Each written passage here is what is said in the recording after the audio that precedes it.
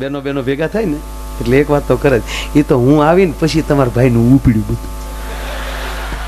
બરાબર ને?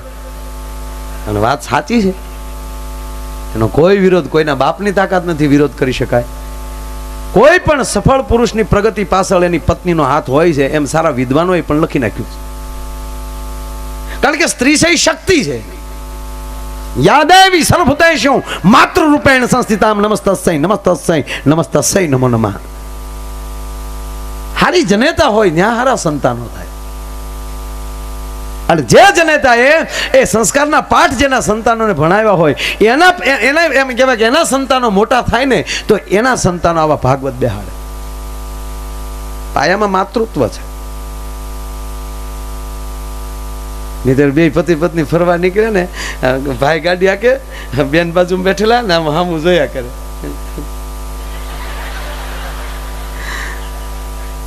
ઓલો આગતો આગતો કે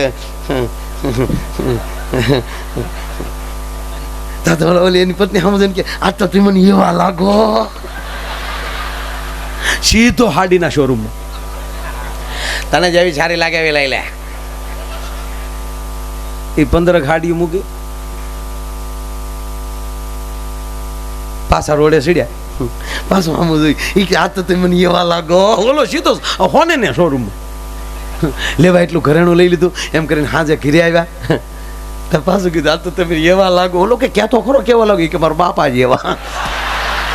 અરે તારી ભલી થાય, આ ખર્ચો માથે પીડ્યો બધો.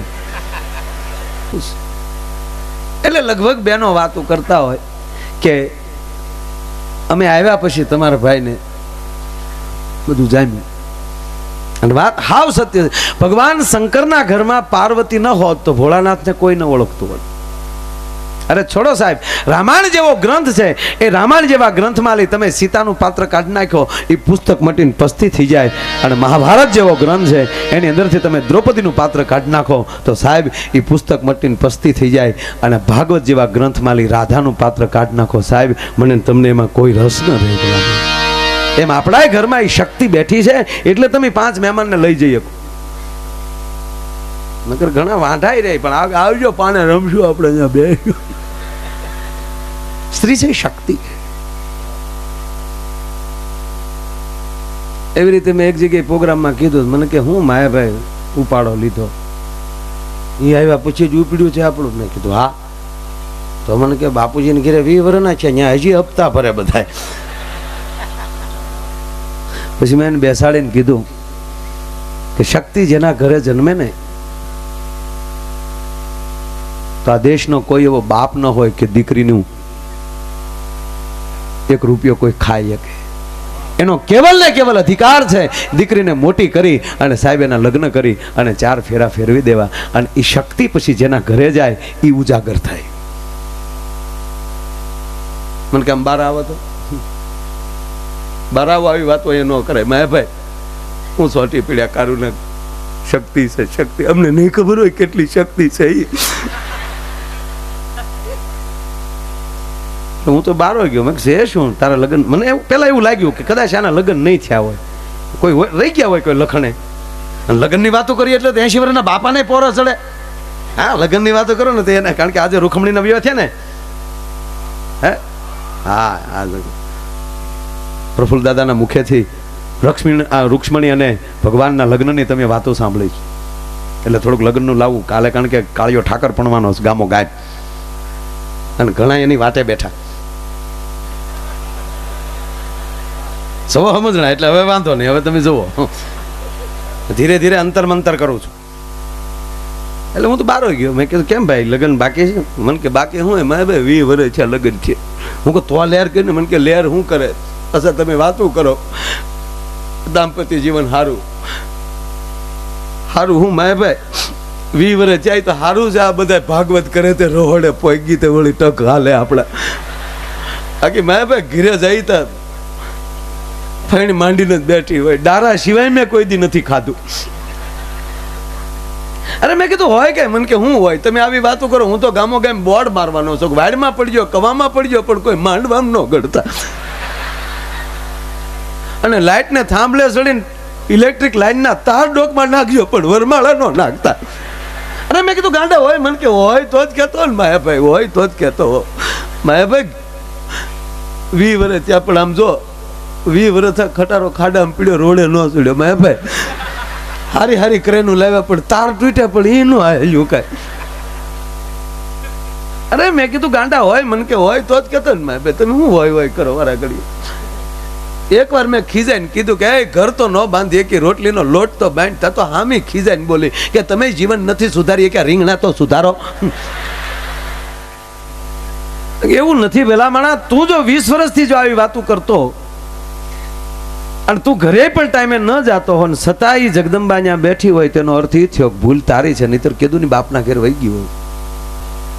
નગર તું અમારી પાસે 15 મિનિટ ન પોહાતો હોય, એને ભાવ કાઢ્યો, 20 વર્ષ કાઢ્યા, તું કઈ જેમ તેમ અઘરી આઈટમ છો.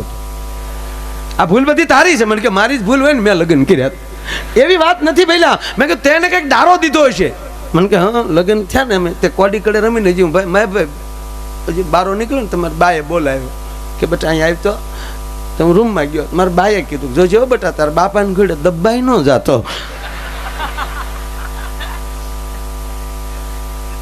પછી મેં વળી તાનમાં ન્યાજીને કીધું જોજે રચોય હારી થાવી જોવે. બસ મેં એટલી ઝટકી નાખી. મેં બધી દીકરી ડરી ગઈ તારાથી.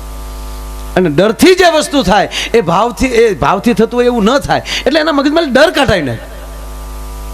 જેવી રસોઈ બને, મને કે હું રસોઈ બને, મારે ભાઈ રોટલી વણવા બે જે દેશને યાદ કરે ને એનો નકશો થઈ જાય. શાક તો એવું બનાવે જાણે બટાટા મીઠાના શાકમાં બટાટા પીડ્યા હોય, અને દાળ તો એવી બનાવે જાણે દિવેલ પીતા હોય આપણે. મેં કીધું બધી ભૂલ તારી જ. ઘરે જા જેવું બનાવે વખાણ કરી, 3-4 દી વખાણ કરે એટલે ડર મગજમાં લઈ નીકળી જાય. મને કે 3-4 દી એવું હોય તો મહિનો ટ્રાય કરી જો ખટારો રોડે સડતો હોય. ગયો ઘરે, પણ જોજો અમુક કંપની ફોલ્ડ હોય ને એને કારીગર રિપેર ન કરી શકે.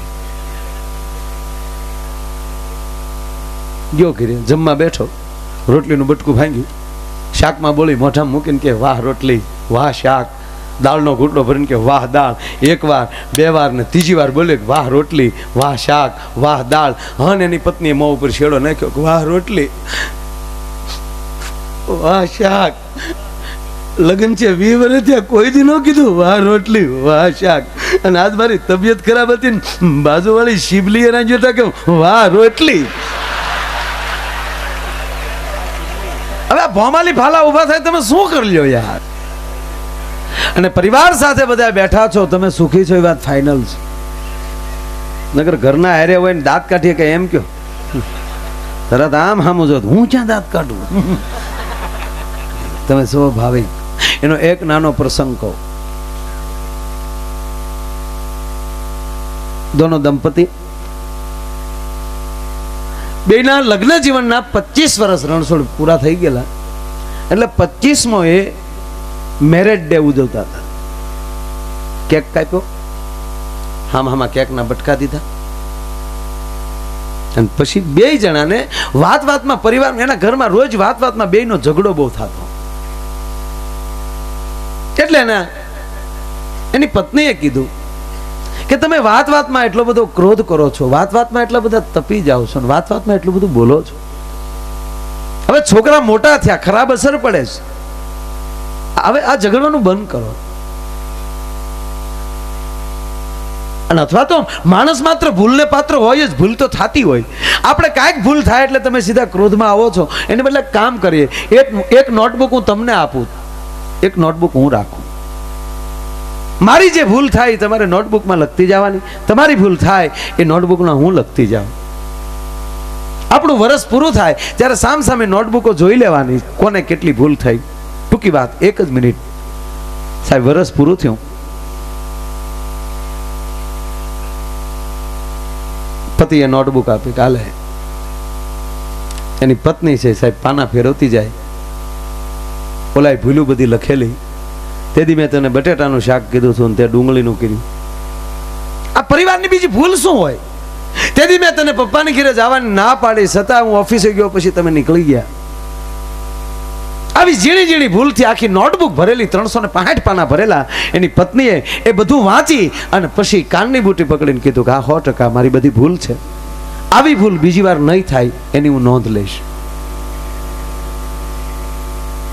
અને પછી એનો પતિ એમ કહે છે કે હવે લાવ તારી નોટબુક, મારી કેટલી ભૂલું છે હું જોઈ લઉં. સાહેબ સાચી વાત તો હવે છે.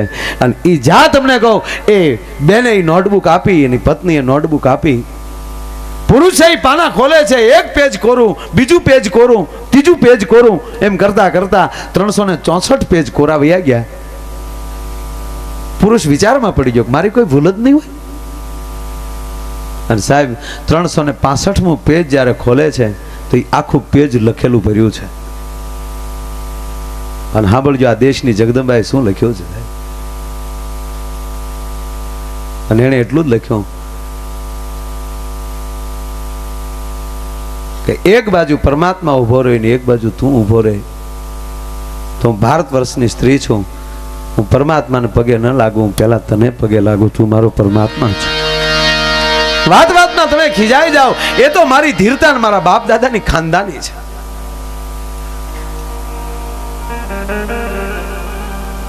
તમારી ઘણી બધી ભૂલો થઈ છે મને ખબર નથી, પણ ટૂંકી વાત એટલી લખું છું કે હું તમને એટલો બધો પ્રેમ કરું છું ને, એ તમારા પ્રેમમાં મને ક્યાંય ભૂલ નથી દેખાતી, એટલે મેં એક પણ ભૂલ નથી લખી. ભલામાં સાહેબ, મિત્ર મિત્રમાં પ્રેમ હશે તો મિત્રની ભૂલ નહીં દેખાય, ભાગીદાર ભાગીદારમાં પ્રેમ પડ્યો હશે તો એની ભૂલ નહીં દેખાય, પણ જ્યારે પ્રેમ મળશે ખતમ થવા ત્યારે ભૂલી ઓટોમેટિક બારી આવશે. ભલામાં